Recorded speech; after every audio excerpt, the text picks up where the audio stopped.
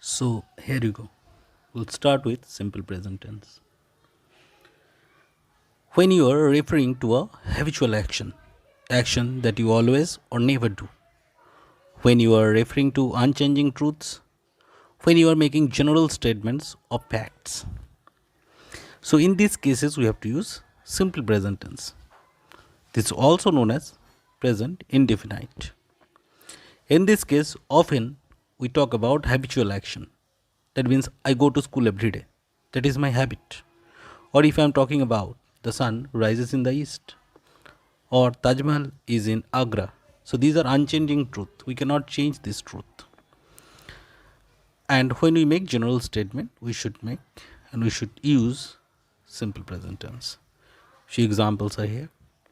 Habit. He always comes late to school. Unchanging truth. The sun rises in the east. General statement. They are friendly.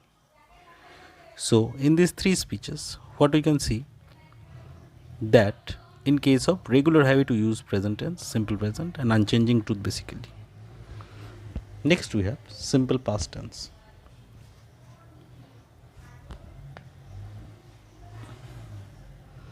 The simple past tense is used when an activity or situation began and ended at a particular time in the past. In other words, when an activity or situation is completed in past, it often refers to past habit. He came to my house.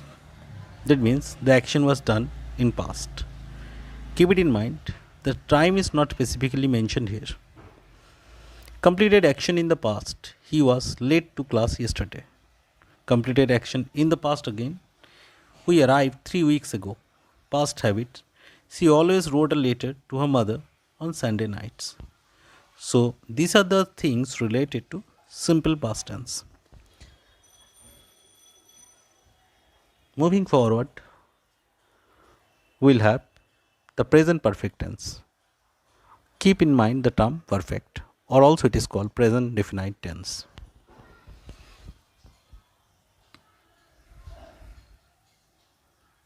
Now, what are the things that we're going to see when an activity happened at an unspecified time in the past before the present? When an activity has been repeated several times before now, when an activity has very recently completed before now, when an activity is not completed in the past. So, if we make summary of this one, this means the work that has just been done. They have already seen the movie. That means the work has been completed. We have visited New York City many a times.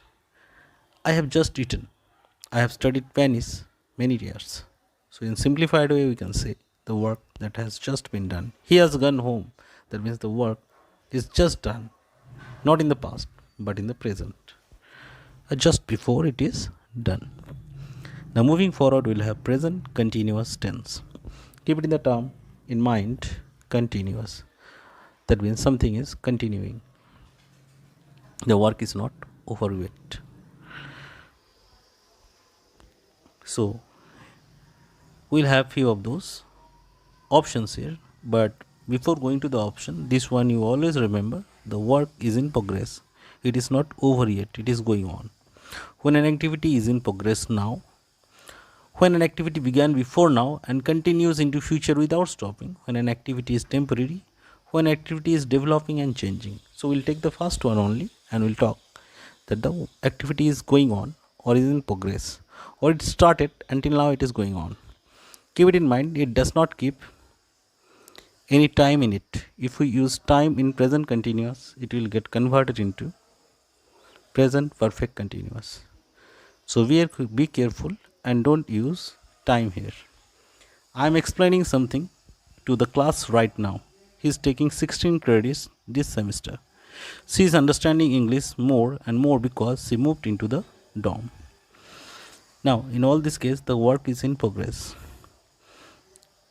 Now, in any of the cases, we should not use time.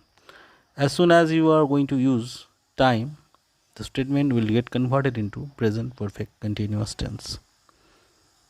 Future tense, which hardly we use.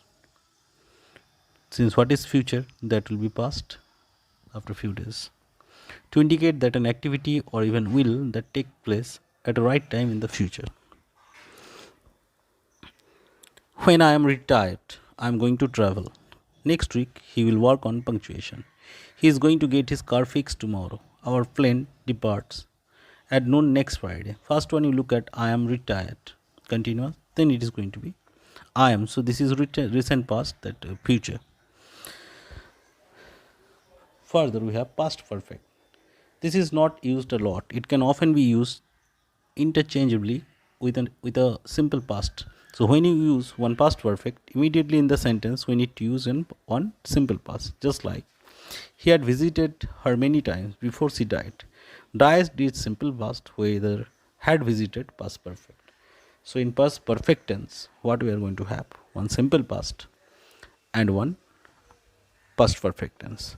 So there should be comparison of time. Be careful, keep the term in your mind. Comparison of time. Further, let us see the past perfect tense refer to activities that happened before a specific time in past. So what is not mentioned here or not written here, that you do write, and that there should be comparison of time, and further there should be in past tense. There will be one simple past, there will be one past perfect. You can interchange the position. He visited her many times before she had died. There is no problem. Past continuous used to refer an activity that was going on continuously in the past. They were eating when the taxi arrived. So where were you? What we are using here, was or were, then we are using verb plus ing. So here we should try to keep one comparison of time. They were eating.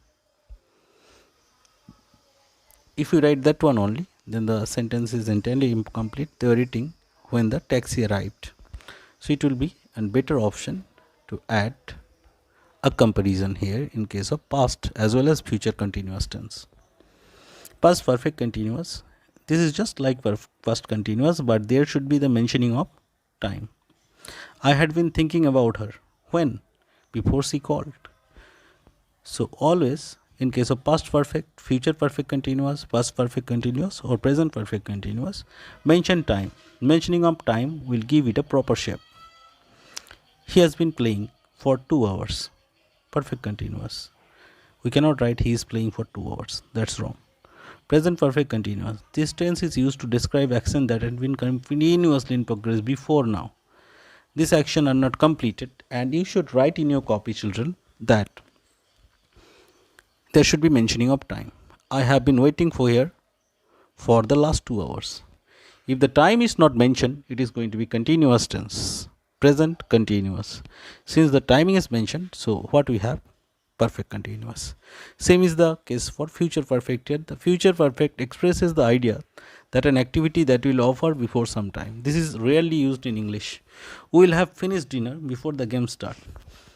Think today you are going to have a cricket match in television, and you are telling that we will have finished dinner. That means our dinner is going to be over before the game starts. So next, future continuous. It is used in future tense to show work continuously going on in future. Keep it in mind. Here also you should add one comparison of time. He will be flying over New York. That's fine. At noon tomorrow. Or when my father will return, he will bring. When my father will be returning, he will bring toys for me. So one continuous tense, and next one is going to be simple present or simple future tense. That will give it a perfect shape. Present future perfect continuous. This tense is used to refer to activities that will be continuously in progress before a future time. Example, we will have been working for 3 hours before you arrive. Will have been, will you have to use have, you have to use, you cannot use has, it is always going to be have. Then you have to use been, then verb plus ing. This is also rarely used in English language.